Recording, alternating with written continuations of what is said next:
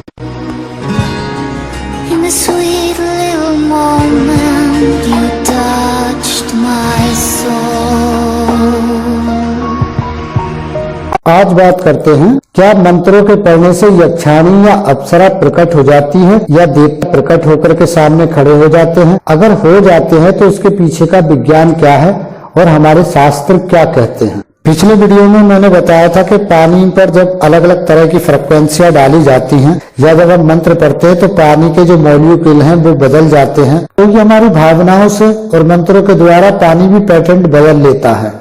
अब सवाल ये आता है कि जब हम मंत्र पढ़ते हैं तो कोई भी यक्षाणी, अप्सरा आदि हमारे सामने प्रकट कैसे हो जाती है?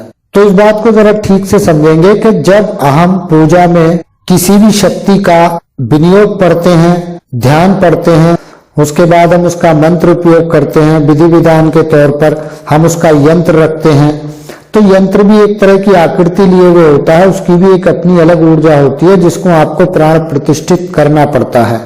कभी कभी कुछ साधनाओं में यंत्र नहीं होता है। अब जब हम अपने सामने जल का लोटा रखते हैं तो हम जिस शक्ति का भी मंत्र कर रहे हैं तो हम उसे जल तत्व प्रदान कर रहे हैं, यानी उसे प्रकट होने के लिए। अब हम किसी भी शक्ति को जब प्रकट करने की कोशिश करते हैं मंत्रों के द्वारा तो हमें 4 चीजों की महत्वपूर्ण जरूरत पड़ती है, क्योंकि ब्रह्मांड यानी आकाश तत्व तो हम सब में है, आत्मा में भी आकाश तत्व सम्मिलित होता है और उसमें अग्नि तत्व भी होता है आत्मा में। अब हम जब दिया जलाते हैं तो हम अग्नि तत्व उसका मजबूत करते हैं। शक्तियां जो अक्सर आती हैं वो तत्व के रूप में आती हैं, ऐसे ही नहीं है कि आकर पूरी आपके सामने खड़ी हो जाएंगी। हर देवी देवता एक आपको अपना तत्व देते हैं, अपना अंश देते हैं। इसलिए शास्त्र में कहा गया ना कि इसमें माँ काली का अंश है, इसके अंदर भगवान शिव का अंश है। तो ये शक्तियां अक्सर तत्व के रूप में आती हैं, हमको एक छोटा सा अंश देती हैं। वो अंश जो होता है बाल के बराबर भी हो सकता है, उससे भी सूक्ष्म हो सकता है। इस तरह से हमें एक तत्व मिलता है किसी भी शक्ति की पूजा करने पर, जब हम उसका संकल्प लेकर के पूजा विधान शुरू करते हैं। तो कोई भी शक्ति जब हमारे अंदर आती है तो अपना एक तत्व लेकर आती है। उस तत्व में हम अपने मंत्रोच्चारण और अपने प्रयासों के द्वारा शक्ति प्रदान कर पाते हैं उसे। अब वो कैसे करते हैं कि जब एक तत्व आ जाता है जिसमें ब्रह्मांड तो पहले से ही मौजूद है और आत्मिक तत्व है, उसके अंदर अग्नि पहले से ही मौजूद है, लेकिन वो सूक्ष्म रूप में है। तो पहला स्टेप क्या पड़ता है कि जब हम किसी भी साधना की पूजा करते हैं तो हम दिया जलाते हैं, और जब हम दिया जलाते हैं तो उसका जो अग्नि तत्व है जो हमारे अंदर विराजमान हुआ है या जो हमारे सामने है, हमारे आसपास है, शक्ति, अप्सरा, यक्षाणी, किन्नर, योगिनी, तो वो एक तत्व के रूप में है। तो जब हमारा अग्नि तत्व जलता है यानी हम दिया जलाते हैं अच्छी लो लगा करके, तो हम कहीं ना कहीं उसको अग्नि प्रदान करते हैं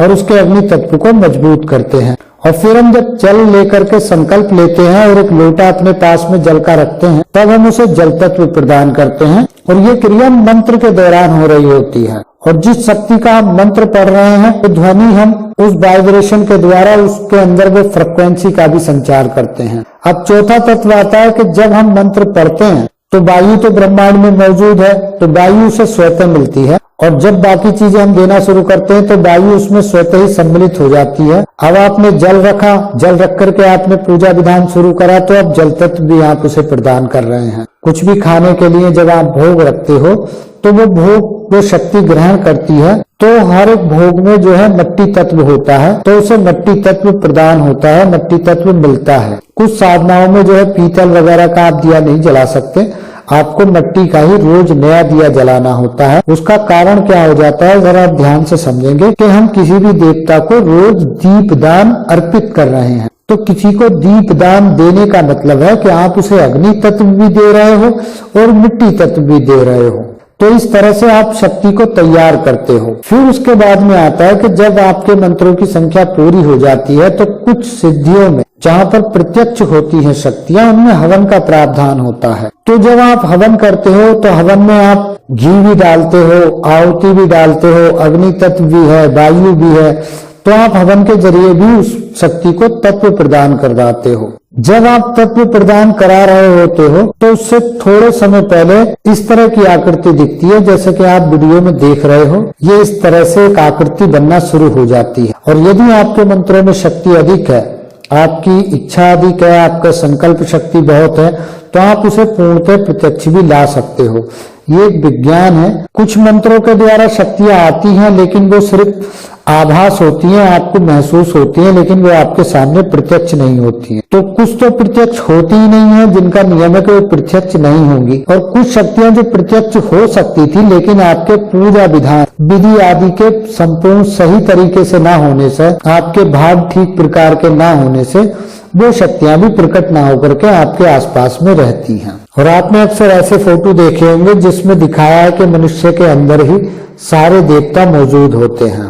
जैसे हमारे हृदय में जो है शिव और शक्ति बैठे हैं, मूलाधार में गणेश जी बैठे हैं, स्वादिष्ठान में ब्रह्मा बैठे हैं, और मणिपुर में लक्ष्मी और नारायण बैठे हैं, थर्ड आई पर हमारे रुद्र हैं, और हमारे सहस्त्रार चक्र में हम जो है परादेवी हैं, सविता देव हैं, और गायत्री की सत्ता है। तो इस तरह से हमारी बॉडी में अलग अलग प्रकार के देवता होते हैं। तत्व के जो अंश है ना सूक्ष्म रूप में, वो हमारे शरीर में ही पहले से मौजूद होते हैं। हम क्या करते हैं कि जब हम किसी तत्व को लेकर के किसी चीज पर जब हम ध्यान लगाते हैं और उसके मंत्र पढ़ते हैं, उसकी थोड़ी सी इमेजिनेशन मन में बनाते हैं, तो वो तत्व ऑटोमेटिकली जागृत होना शुरू हो जाता है, और तब वो शक्ति आपके अनुरूप कार्य करना शुरू कर देती है। इसलिए आपने देखा होगा कि कुछ साधनाओं में अलग अलग विधान होते हैं, किसी को केवड़े का इत्र लगता है, किसी को चमेली का तेल लगता है। तो ये जो अलग अलग प्रकार की वस्तुएं हैं, इन्हीं वस्तुओं के द्वारा हम अलग अलग शक्तियों का भी निर्माण कर पाते हैं। तो टोटली जो है विज्ञान है।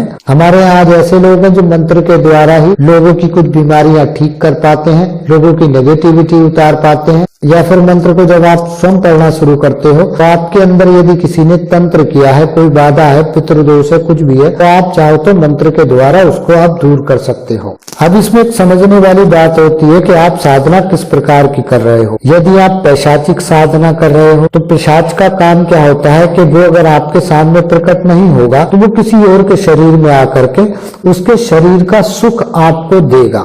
अब कुछ लोगों का YouTube पर क्या काम है कि रति प्रिय योगिनी है, तो नॉलेज नहीं है, किताब से पढ़ा और उसे क्या करा, रति प्रिय अप्सरा लिख दिया। अब आप जो क्या कर रहे हो कि आपको ये तो पता नहीं है कि वास्तव में जो नाम है ये रति प्रिया योगिनी का है। आप उसे रति प्रिय अप्सरा समझकर पढ़ रहे हो, और होता यह है कि वो अप्सरा वाले लक्षण ना दिखा करके आपको विकराल और डरावने लक्षण दे सकती है। तो ज्यादातर आधे से ज्यादा जो YouTube पर साधनाएं हैं, लोगों को ये कंफर्म ही नहीं है कि हमने ये अप्सरा की साधना लोगों को दी है, या ये यक्षाणी की है, या योगिनी की है, या डाकनी की है, किसकी साधना है। उनके मंत्रों में भी गड़बड़ घोटाला है, लोग करते हैं और फिर बाद में परेशान होते हैं। कुछ लोग मेरे साथ ऐसे जुड़े हैं कोर्स में जिनको ऐसी दिक्कतें आई थी। आज तो खैर भगवान शिव की कृपा से उनको कोई दिक्कत नहीं है, मंत्र देने के बाद सब चीजें ठीक हो गई हैं। लेकिन आप यदि कोई साधना ऐसे ही उठाते हो तो पहले संपूर्ण ज्ञान लो कि कहीं यक्षाणी का नाम अप्सरा लगाकर तो आपको नहीं दे दिया, किसी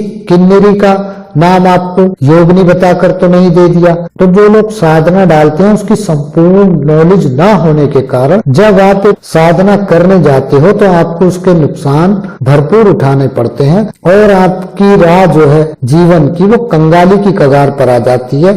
आप अच्छा सोचकर कोई कार्य करते हो, लेकिन आप और ज्यादा बदतर और भिखारी होते चले जाते हो। सबसे बड़ी बात तो यह है कि जब तक कुंडली जागरण नहीं होता तब तक आप कोई भी साधना में सफल नहीं हो सकते हो, सिवाय आपके भ्रम के कुछ नहीं मिलता है। बस आपको भ्रम पैदा होता है कि जी मैंने ये साधना संपूर्ण कर ली है।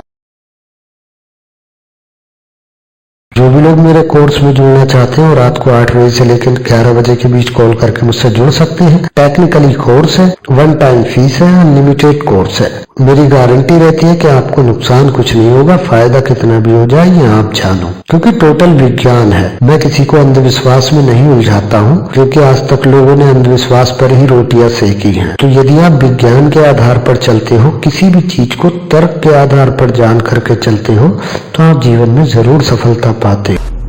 तो हमसे जुड़े रहिएगा। प्रणाम।